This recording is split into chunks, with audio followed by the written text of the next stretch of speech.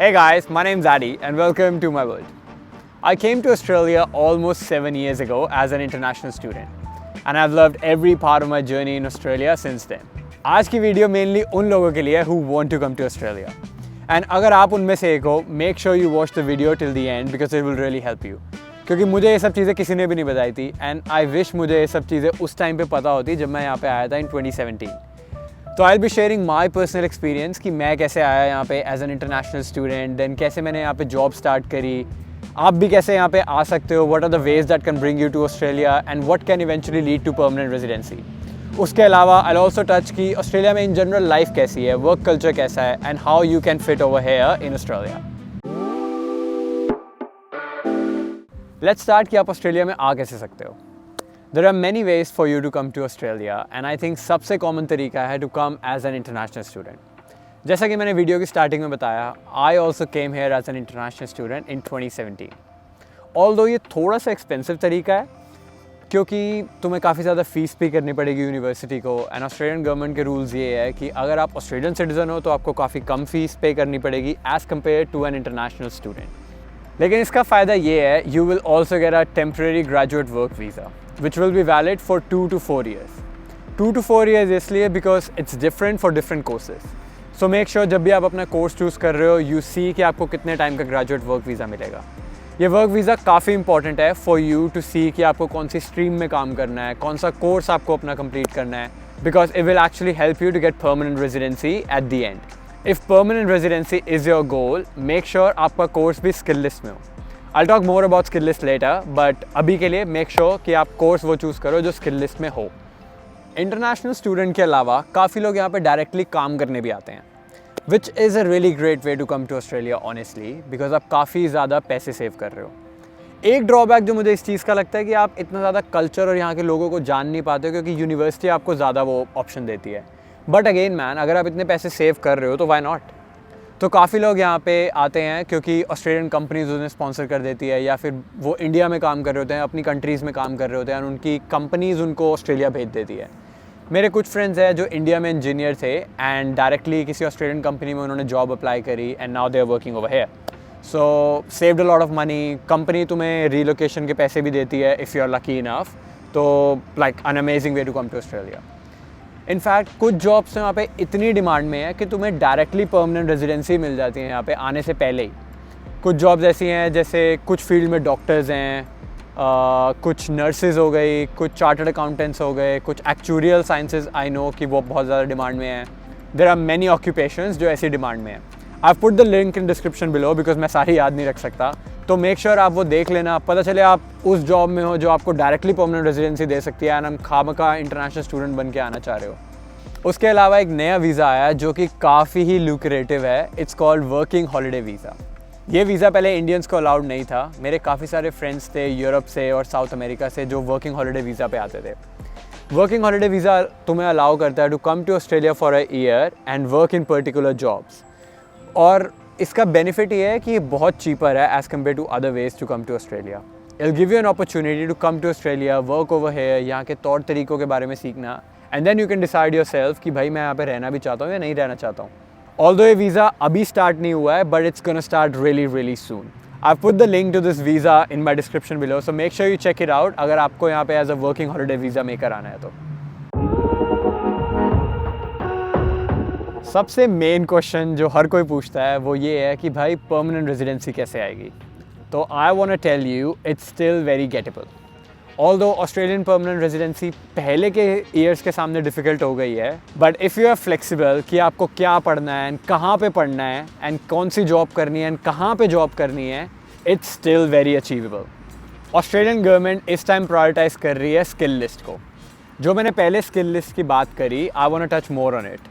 तो skill list ये है कि ऑस्ट्रेलियन गवर्नमेंट हर साल एक लिस्ट निकालती है जिसमें कुछ ऑक्यूपेशंस होती हैं and those occupations are those जो ऑस्ट्रेलियन गवर्नमेंट प्रायोरिटाइज करती है when they are giving permanent residencies to immigrants.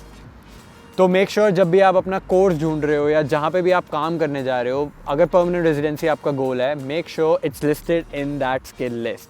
ये आपके लिए बहुत बहुत बेनिफिशियल होगा.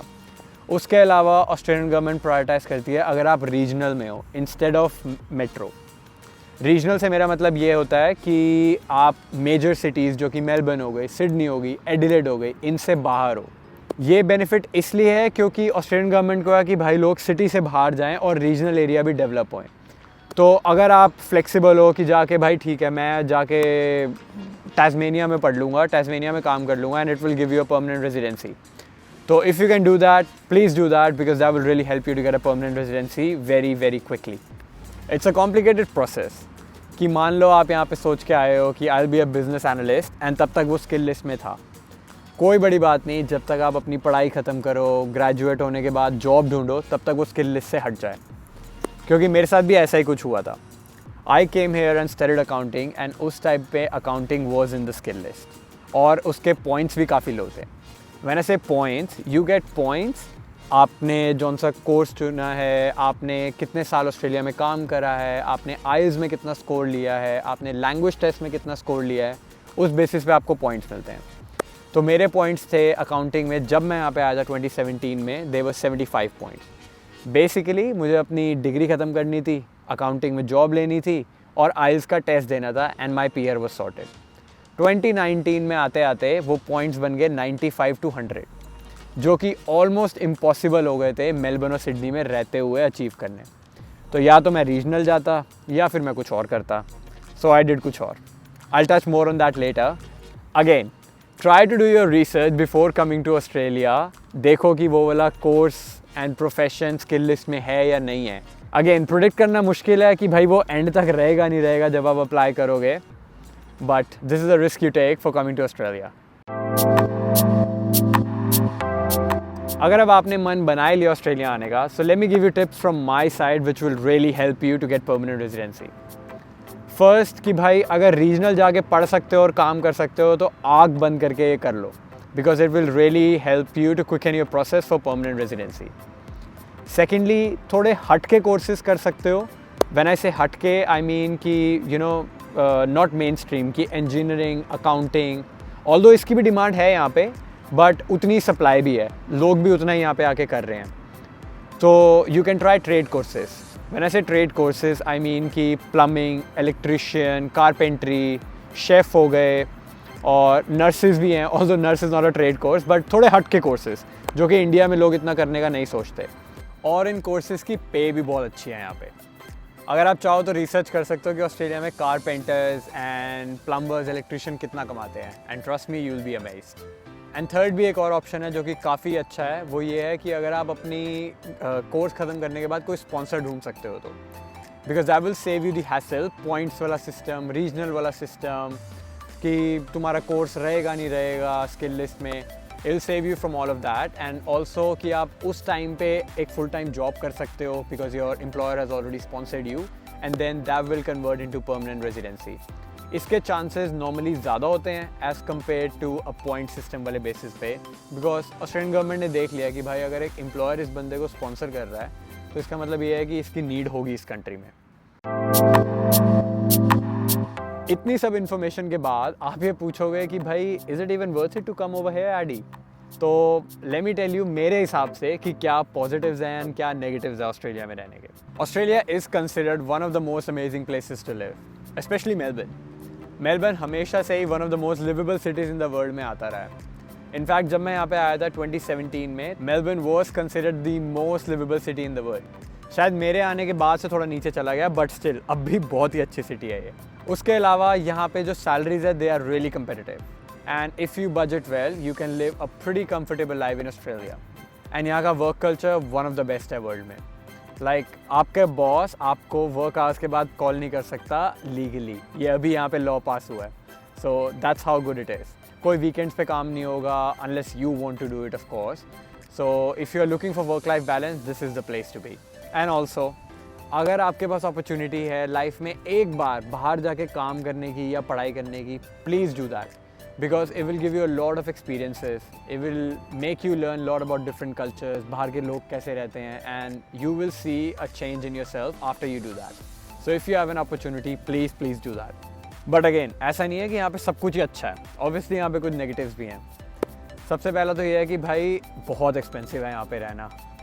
Most livable city and one of the most amazing places to live also comes at a cost. Housing prices are very expensive over here, specially metro cities में like Melbourne and Sydney. खाने के prices are really expensive, inflation भी अब यहाँ पे बढ़ चुकी है, तो you will have to consider these factors as well. And जैसा कि मैंने बताया, सैलरीज कंपेटिटिव हैं, बट अगेन प्राइसेस भी बहुत ज़्यादा हैं। एंड पैसे तो आप ऑब्वियसली यहाँ पे अच्छे कमा सकते हो, but there are some things जिनसे आपको दूर रहना पड़ेगा, जो कि आपकी फैमिलीज़, आपके बचपन के friends. You will have to come to Australia and make new friends. यहाँ के कल्चर में अडॉप्ट होना पड़ेगा, which also takes time, and Australian culture is not what you think from India it is. It's a lot different. To be honest, मैं एक video में बता भी नहीं सकता. I'll need a lot of videos to tell you about Australian culture.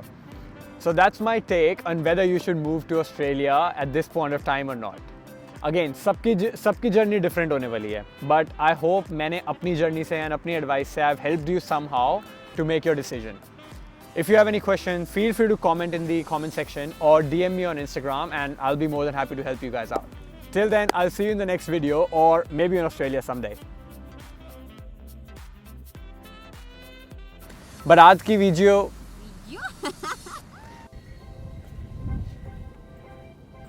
Let's start कि आप Australia Let's start with the तो ऑस्ट्रेलिया आने के काफ़ी नहीं, क्या बोल रहा था मैं पहले? सही कह रहा, मैं ही चूतिया हूँ।